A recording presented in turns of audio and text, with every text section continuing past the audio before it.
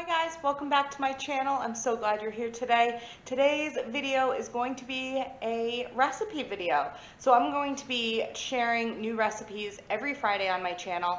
And for this week, I am making chicken pot pie. So this is a simple, tried and true family favorite for us. And I thought I would bring you along as I make it. And let's get our aprons on and get going, right? It's early in the afternoon. I like making my chicken pot pie earlier in the day, letting it cool before I put it into the pie shell.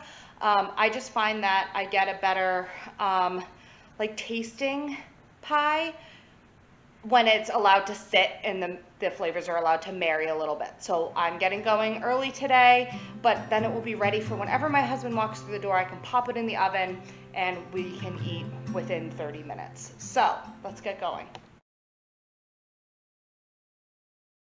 Okay, so now that we have all of our veggies prepped and in prep bowls, we're gonna work on our chicken.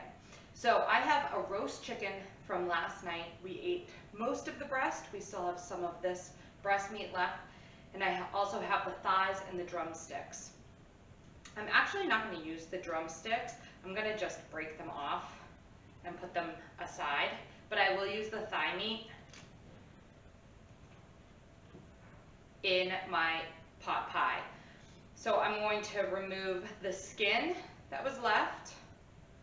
And don't throw any of this stuff away. Put it in a bag in the freezer. You can make the most amazing chicken stock out of the bones and the skin and all the fat. It's delicious. So now, get our knife. I have a prep container here that the chicken had been in the refrigerator overnight, and I'm just using it to put my cold refrigerated chicken in. This works great with a rotisserie that you can grab at the grocery store. It also works great with just boneless, skinless chicken thighs or chicken breast. I do that a lot, and I'll end up cooking that chicken in the Instant Pot with just salt, pepper, garlic powder, and a tiny bit of chicken stock, and just cook it through and then chop it up like this. It actually even shreds a little bit easier. You could pop it in your mixer if you have one. That's one of my favorite ways to shred chicken. So I have the breast all chopped up. Now we'll work on one more piece of breast.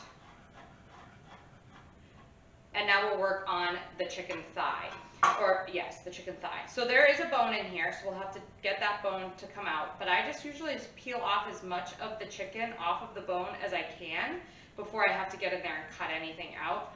I find this way I get a lot more than if I was just to cut around the bone. And then whatever's still left on there for meat, it's fine. You're gonna use it for chicken stock, and it's just gonna be super flavorful and really just help chicken stock if you make your own. Again, I use my Instant Pot to make chicken stock. I do high pressure for 240 minutes. And I just add veggie scraps and the chicken carcass and bones and skin, a little bit of apple cider vinegar, fill with water, and you have the best homemade chicken stock, and you're saving yourself a ton of money. So here's the second thigh. This one's not as big, but that's okay. That's plenty of chicken for our pie tonight. And I like to do this to repurpose leftovers. So last night we had a roast chicken dinner, and it was delicious. Brussels sprouts and stuffing and dinner rolls. But what's nice is when you have leftover chicken, to find a way to repurpose it that you're not eating the same meal 2 nights in a row, and it feels like a whole new meal. All right, so that's that. The chicken is all cut up, and we're just gonna use this when we start to make our chicken pot pie filling. Okay, let's get cooking. I use cast iron for everything but boiling water, really. So I'm just gonna get my cast iron started on a medium-high heat. And the first thing that we're gonna work on is our celery, carrots, and onion, mirepoix, if you will. I'm just gonna add a little bit of olive oil to the bottom of my pan. Not a lot, it really doesn't need a lot, just a little bit. let my pan warm up for a minute. So the way that this is going to work is I'm going to do the veggies that all cook about the same time. I've added them into one prep bowl, saves bowls. Then I'll add my garlic. And the last thing I'll add, even after my chicken, is the kale. And that will just simmer the last maybe 10 minutes or so as I'm letting the pot pie filling thicken. A few minutes into cooking, I'm going to add salt and pepper. I like to make sure that every component is individually seasoned with salt and pepper. No rhyme or reason, just to taste.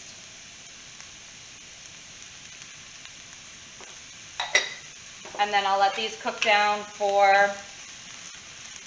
5 or so minutes to get softened.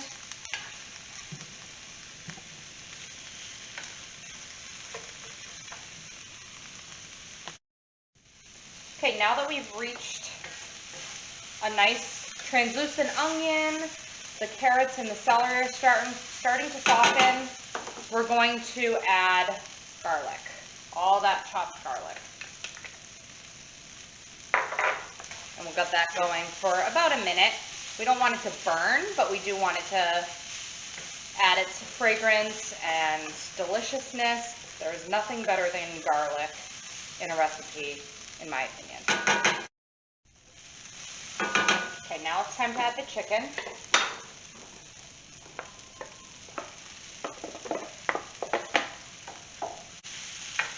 Now that the chicken's added, you don't have to cook the chicken. It's already been cooked, since this is leftover chicken or chicken that you've cooked in the Instant Pot or in the oven, a rotisserie chicken. So it's already fully cooked. You're not really worried about it cooking through. So at this point, I'll add my kale, and I don't think I'm going to add all of my kale, but enough. I can always add more if I need to.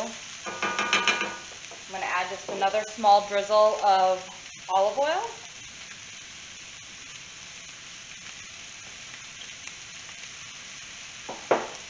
Another pinch of salt and pepper. Doesn't just this look delicious? I would eat just this over some rice. Maybe add a little red pepper flake.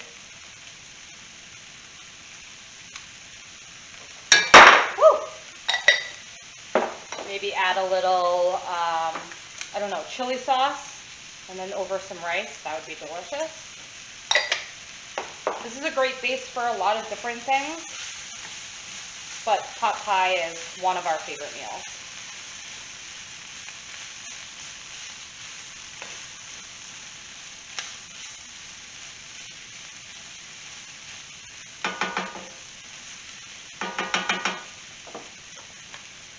I'm going to turn my heat down to low, because now comes the loud part and the fun part.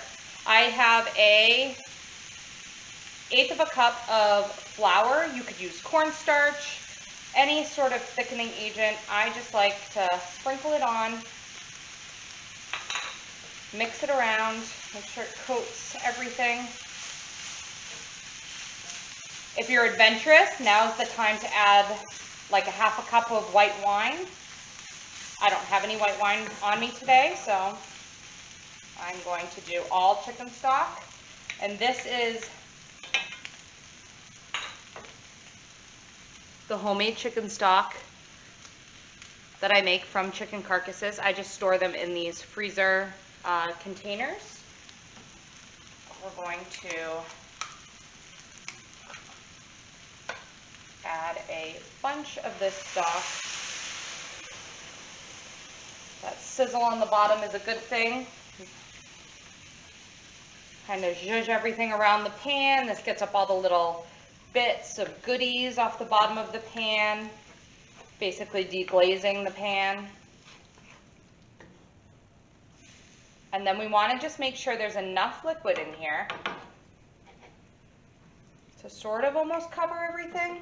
Almost, just almost. And then you just let this simmer until almost all of the liquid is reduced. It's just going to get thick and bubbly. And once it's thickened, to your desired consistency, you'll turn the heat off and let it sit.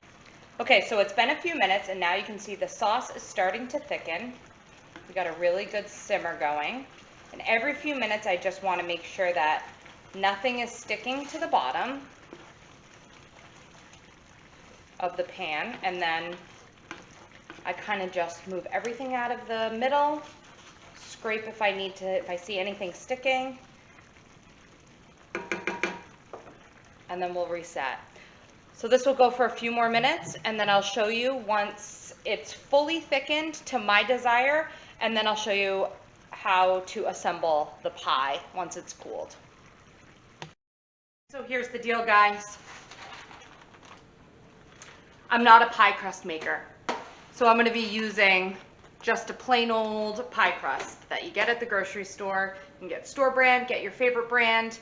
This is just what I'm using, and it just saves me time and a lot of frustration because pie crust is not my thing. There's too much measuring in pie crust. I don't like to measure. As you can see, this whole recipe, I'm not giving you exact measurements. I'm giving you a technique for you guys to go off of.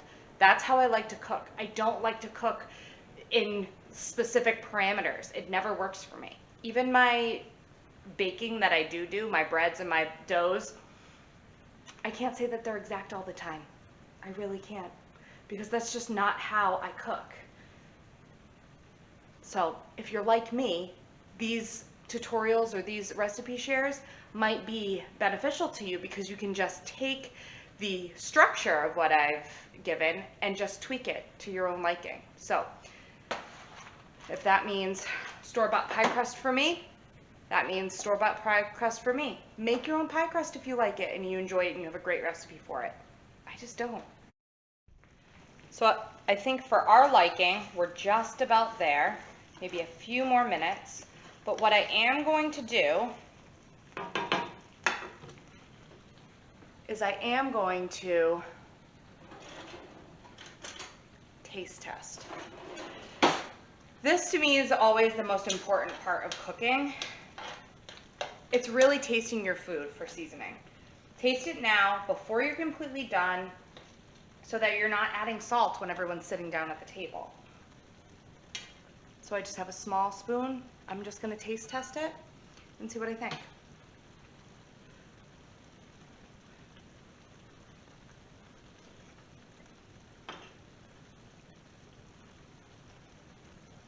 I'm going to add a touch more salt and a touch more pepper, literally a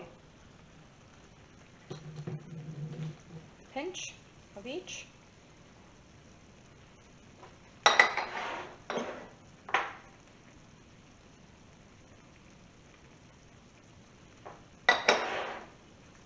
And that's it.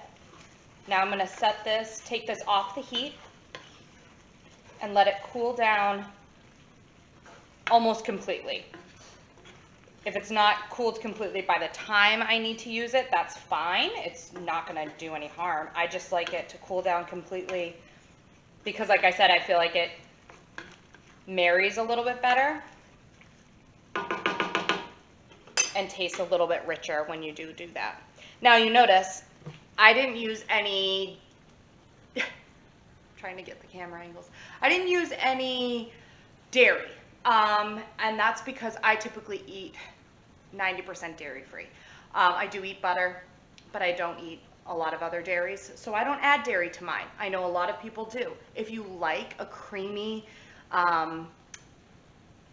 sort of sauce, then add a little bit of dairy, add a splash of cream, add a splash or add a half a cup of milk instead of some of the chicken stock. It's totally up to personal preference.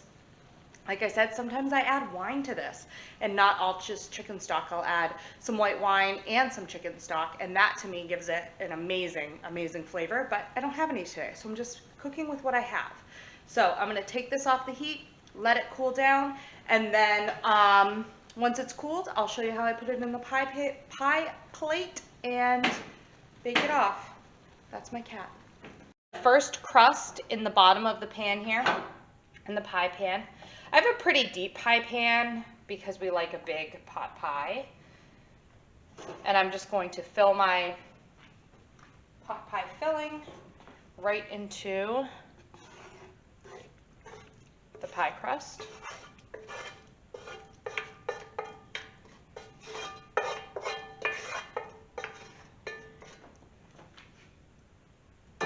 Spread it out.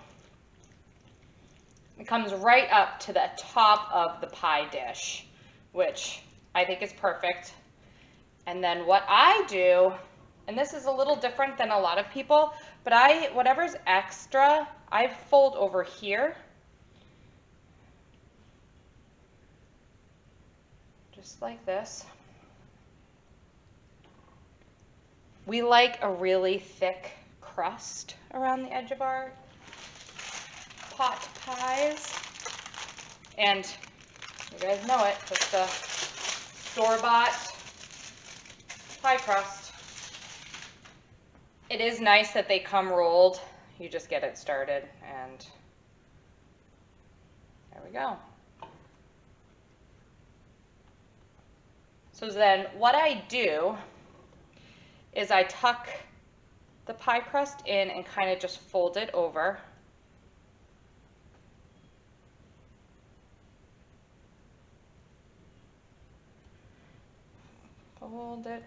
Fold it in to the pie dish. You can, again, do this any way that you guys like to do it. This is just my preferred method because we like that big piece of like crust around the edge. I'll grab a fork. And usually if I have a kid in the kitchen looking for something to do, this is their job. We'll just go around the whole thing.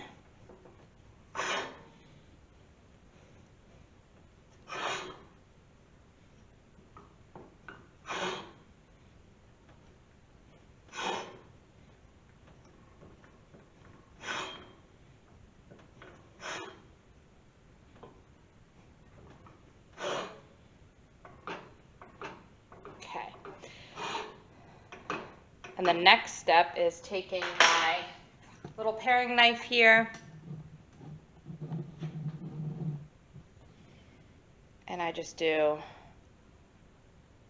usually 3 holes in the top to allow steam to come out. Okay, so that's what it looks like before baking. Right before I get it ready to bake it off, I'm going to give this an egg wash, and that just it gives such a nice golden flaky crust on the top of the pie. And then we will put it in the oven for about 30 to 35 minutes at, I usually typically do 375, until the crust looks golden and brown and it looks like it's bubbling up through the little steam slits there. So that's that. That's as easy as it is to make the pie. And the best thing about this too is you can freeze it just like that. You can make it the day before. It's so versatile. You could make the filling the day before and then fill the pie right before you want to cook it.